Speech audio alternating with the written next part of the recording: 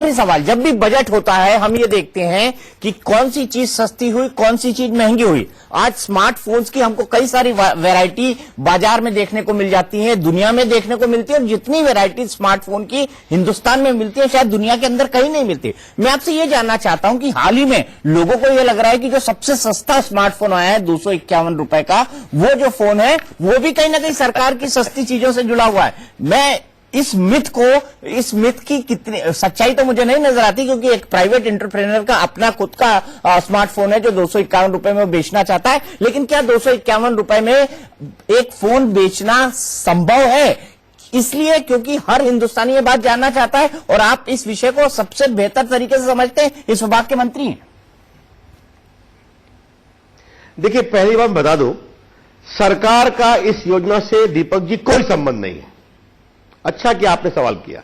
और make in India के सरकारी कार्यक्रम और नीति से भी इसका कोई संबंध नहीं है। जब ये बात सामने आई थी तो मैंने अपने विभाग में कमेटी बनाई है, उसके लोगों को बुला के पूछताछ की गई कि अपना तुम पूरा योजना बताओ, और जब तक तुम अप्रैल से वो देने की बात कर रहे हैं तब तक इस पूरे पैसे को एस्क्रो अकाउंट में रखो ताकि उसका कोई गलत उपयोग ना हो। वो देखा, मैंने अखबार में देखा कि पैसे वापस कर रहे हैं।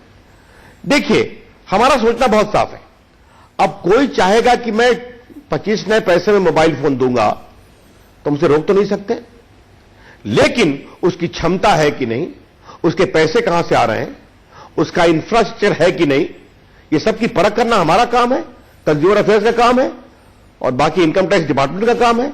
हमारे विभाग ने यूपी सरकार से भी संपर्क किया कि आप नोएडा में देखिए उनके पास कितना ढांचागत है, वो भी परख करिए। तो वो हम बहुत सख्त हैं, और जिस दिन वो अपने इस ऑब्लिगेशन को पूरा करने में असफल होंगे तो हम पूरी सख्त कार्रवाई करेंगे। दीपक जी, आपको हम बताना चाहते हैं उसमें कोई कोताही नहीं होगी, ताकि पूंजी निवेशकों की पूंजी सेफ रहे। और हमने ऑलरेडी सख्त हिदायत दे दी है कि जो भी पैसा आया है उसको अलग एस्क्रो अकाउंट में रखा जाए।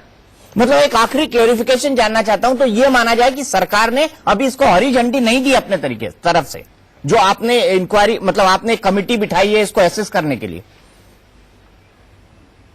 नहीं, बिल्कुल आपने सही कहा। मैं फिर कह रहा हूं कि बहुत से लोग तो कई चीजें कंसेशनल रेट में देते हैं।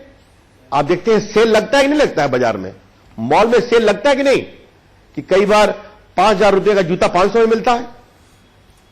तो आप नहीं देंगे तो कार्रवाई होगी। तो इसीलिए अपनी ओर से हमने कोई हरी झंडी नहीं दी है। आपने स्पष्ट किया, बता देना चाहता हूं, सरकार के हर, आपने देखा प्रवर्तन निदेशालय भी काम कर रहा है।